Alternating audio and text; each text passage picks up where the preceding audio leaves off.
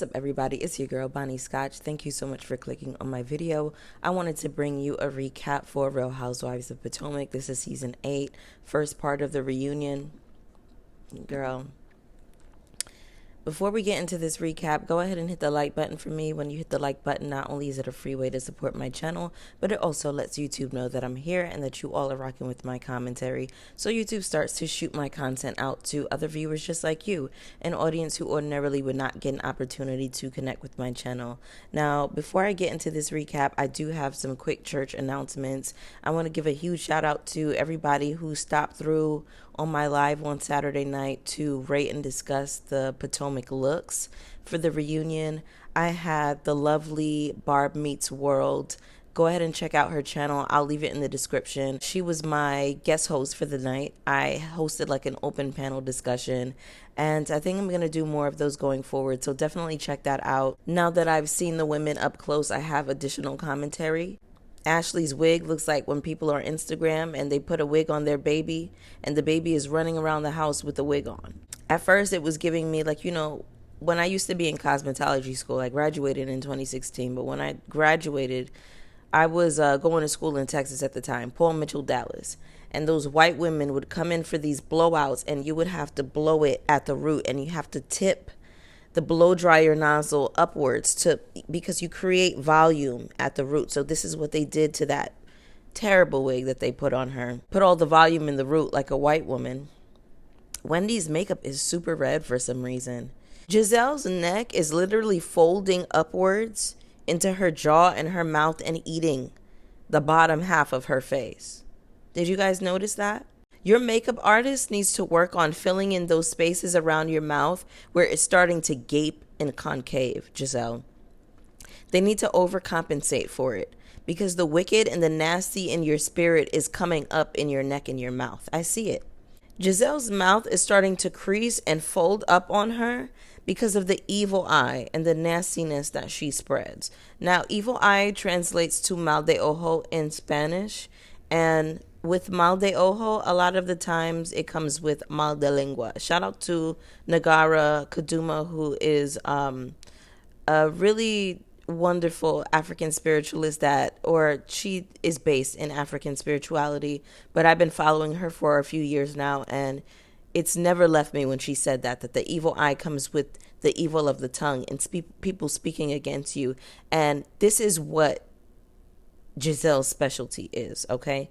So negative tongue, malicious words, venomous intentions, vicious, unprovoked lies. There's some movie that Erica De Niro TV was talking about recently about someone having two faces. I'm going to get in her comments and ask her about that. But it was like a plain sight situation. Now, I've seen this personally with a family member, and my mom also noticed. Actually, my mom was the first person to point it out about this family member. She was like, their face completely changed. I don't recognize them. All of the evil is sitting directly in their face. And then I saw that person and I was like, holy shit, I see exactly what you're talking about. I saw it for myself and it blew me away. And I've had this experience prior when I was dealing with this dude many, many years ago. And we were kind of like in a dimly lit space, but it wasn't completely dark. And I saw the other side of his face and it kind of looked like a skeleton that wanted to burst into flames. I don't know how else to describe it. And then I saw his face come back again and I was like, oh, I'm out of here. When you see things like that, when you have those experiences, that is a part of your gut telling you to get out of the situation. And I thank God that Candice had the wherewithal to get up and go and leave this show.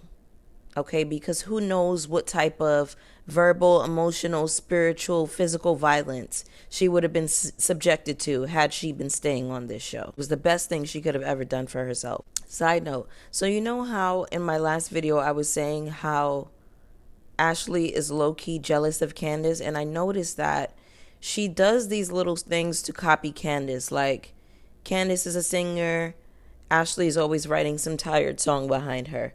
Ashley even goes out of her way to wear the clothes that we've seen Candice wearing. Like she always like gets like very specific outfits that she gets. Andy is saying hello to the women. Candice says, hello, Andy Cohen. Then he goes over to Wendy. Wendy speaks. Then he goes to Ashley. Ashley's last on the couch. And Ashley says, hello, Andy Cohen. It's giving single white female. Now, for my younger audience members, I don't know if you all have seen that movie, but you definitely need to check it out, okay? It's one of those, like, thrillers from back in the day. It came out in, like, 90s, like, early 90s, 91 or 92 or something like that. Definitely check it out. But that's what Ashley gives. Single white female, honey. All right, so we are on Robin's segment. She says that she has reason to believe that what Juan is telling her is true. Girl, who cares at this point? This is so pathetic. You sitting up here looking dumb over a nigga that don't even care about you. Juan is with Coach Bree right now. Like, why are we discussing that, man? Like, let him have his relationship with Coach Bree and whoever else in peace. Like, we don't care. You don't care. I don't care. So, whatever. Wendy says the least that he can do is show up. Juan never shows up, so I don't know why this is the expectation. Robin has no standards or expectation for him, so why should everybody else? Side note, what is happening with Karen's mouth? Every time I look at Karen, she's like doing something, like twisting up her mouth and pursing it. What's happening? Now we have Andy asking Candice, does she think Robin was in on Giselle's scheme to, trash Chris? Andy is asking, what do both of them need to move forward in this situation? Now, Candice starts crying and Giselle starts literally open mouth laughing and falling over and clapping. But she doesn't understand why we call her evil and demonic and repugnant and colorist and atrocious.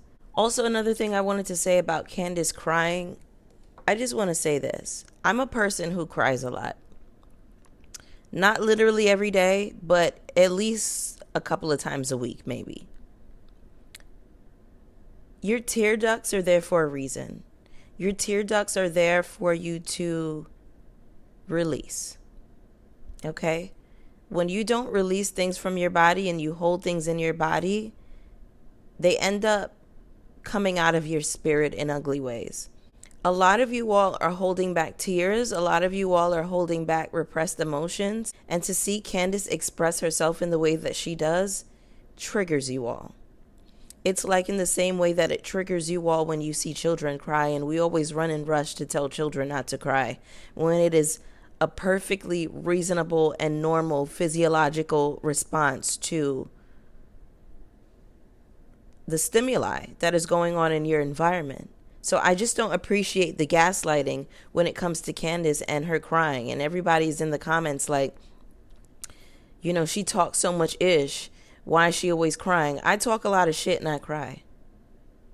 Like, what? Since when does talking a lot of shit mean that you can't be a person that cries? Like, y'all don't even try to make sense. Y'all just be saying shit. I just wanted to highlight how disgusting and evil Giselle is. We'll come back to that in a second. My notes are a little bit out of order here. Forgive me. I feel like this is mostly an episode where we're just talking. I started to take some notes a little bit last night, and I was like writing a lot of notes quite a bit this morning while I was doing my makeup. That's been my routine for the last couple of weeks.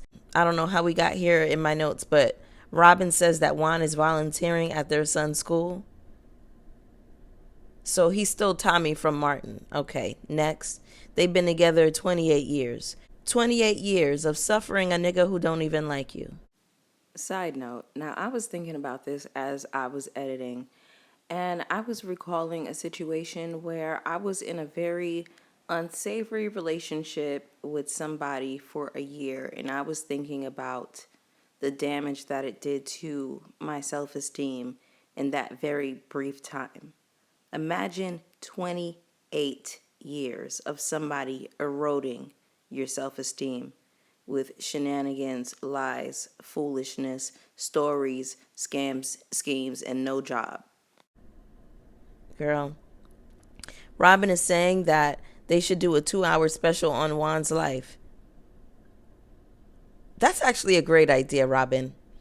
What about something like For the Love of Juan or flavor of wine, something like that. We know wine ain't got no type, so we can gather all kinds of women and just see him mix and mingle and date. I would definitely watch it. So, yeah, it sounds like Bravo, you got a hit on your hands. But I want my 10%. Giselle seems to think that because she doesn't call someone names or curse or yell at them, that her intentions aren't violent and disgusting.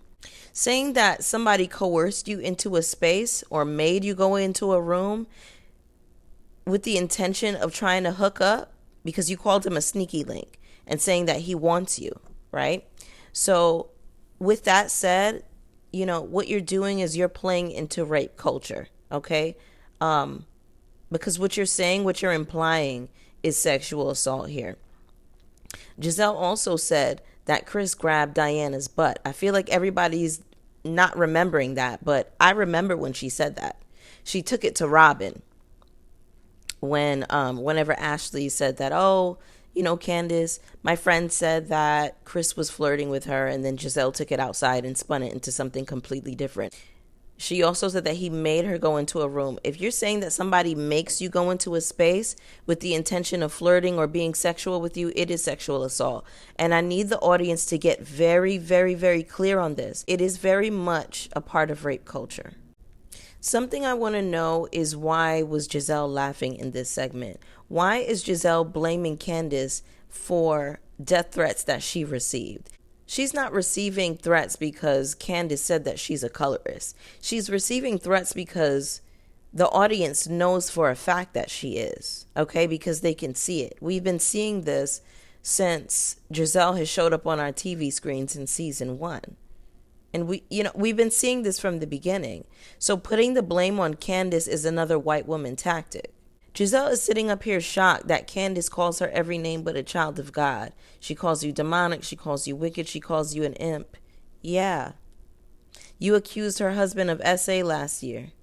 I think I've always known this about Giselle, that she's not smart, right? But I think it's finally clicked that something is actually cognitively wrong with Giselle, because she can't fathom why somebody would call her all of these names. But it's like, girl, look at how you conduct yourself on this show. What's not clicking?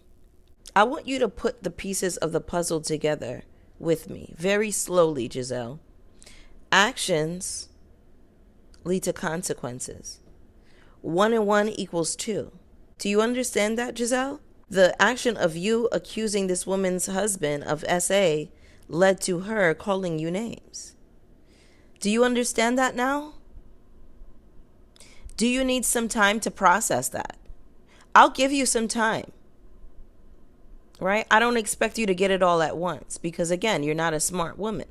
The colorism that you display on the show, the audience's response, action, consequence. Does that make sense, Giselle? I'm trying to break it down in a way that I would break it down for a 5-year-old, for Giselle to understand. But she clearly doesn't have it all up here, right? Andy is asking Candice, is she liking tweets about Giselle? Andy, shut up, because the tweets that y'all showed on the screen called out Giselle's white privilege and the way she treats dark women. So don't sit up here and act like she was liking tweets about death threats or anything like really disgusting. And instead of Giselle doing some self-reflection on why she's being perceived as colorist on this show, she's deflecting and shifting all of the blame toward Candice. Giselle seems to think that we can't see her acting like a slithering worm on our TV. She's grimy. The audience is smart enough to see what's happening. Candice, if anything, is piggybacking off of everything that we're saying. And if I remember correctly, I was actually annoyed with Candice because I remember her saying she felt as though there was no colorism on this show. Giselle, you're really mad at her for making this comment about your white privilege, implying that you get away with saying whatever you want to say because you look like a white woman? You know it's true, and that's why you're upset. But you weren't upset with Katie Ross and Ashley in season 1 reunion when they brought up how you and Robin are doing everything that you can in your power to separate yourself from your black features, from your black heritage. Giselle, the first lady. I wonder how Giselle was as a first lady. Any people from Giselle's congregation want to speak up? Jamal Bryant's congregation want to speak up on that? How was Giselle conducting herself down to the pulpit? I know she was giving out hell. Pointing the finger at Candice for how the audience perceives you is very white womanish. It's very much Karen behavior. I don't know if I can continue to watch a show with Ashley and Giselle on it. Their spirits are very dark and their intentions are malicious and disgusting.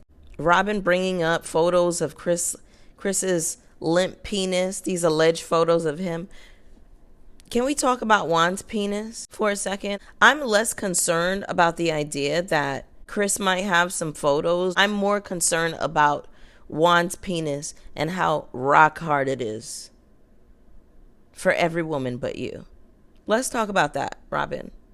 Andy wants to see if they can get somewhere with Giselle. But Andy, you never hold Giselle accountable. So what are you talking about? And can we pull over to the side for a second for this apology that Giselle issued last year for Chris? Because they cut up the clip. Production is not slick. But according to my memory, okay, the North remembers. Giselle said, "Oh, I'm apologizing." And Candice was like, "Are you? Because we're still waiting for that." And then Giselle was like, "I apologize, Chris, for saying you were a sneaky link." And that was all she said. It was a half-ass apology. It didn't mean anything. And just because somebody apologizes to somebody doesn't mean that they're actually sorry. And I hate that you all continue to push apology culture in the general public and just period. It just always feels like, when you're in kindergarten, or we were in kindergarten and, two kids were getting into a fight and then they made the kids apologize to each other and hug. It's very fake. And this is what this all feels like to me. Giselle apologizing in this case just means that she wants to say what she needs to say to move past the situation. If Giselle was really sorry, she would not be up on stage laughing about the situation, open mouth cackling like a witch. So Andy is asking Wendy if what Candice said online about, Giselle's claims is going to hold up in a court of law. Is this actually sexual assault? And everybody takes the time to remind Andy that Nneka is actually a lawyer. Girl.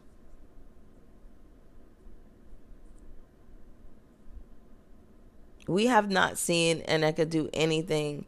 I was just looking at a bird carry something to his nest out of my yard. We have not seen Nneka do anything lawyer related at all. So I didn't even remember that she was a lawyer either, because Wendy is the one with all the degrees, so we kind of default to her for things regarding law. She's kind of we look at her like a legal eagle because she does cite the law quite a bit. So yeah, Nneka was like, "Oh, it wouldn't hold up." Yeah, it definitely would, because coercion is part of sexual assault. I think you all need to educate yourselves on this. Did I already talk about this? I've just been rambling for the past 25 minutes. Giselle saying that he forced me into a room this season or made me go into a room. Yeah, that is sexual assault. She's lying. They even run the tapes back when Giselle literally said it out her mouth. Wendy is telling Candice, can she be accountable, to try to cajole some accountability out of Giselle.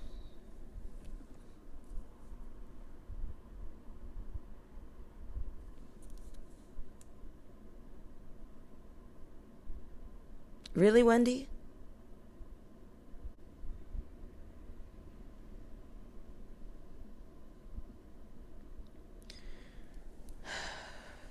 Two more weeks.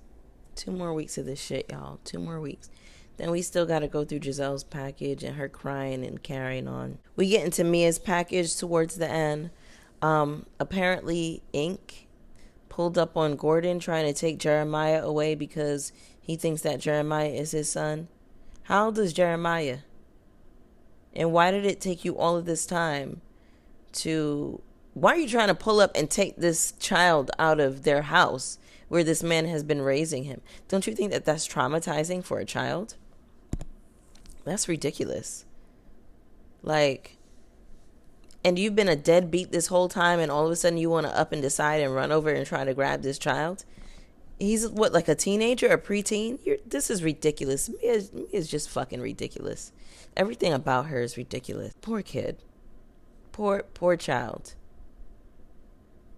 Anyway, y'all, that was the first part. I was really just disgusted by this.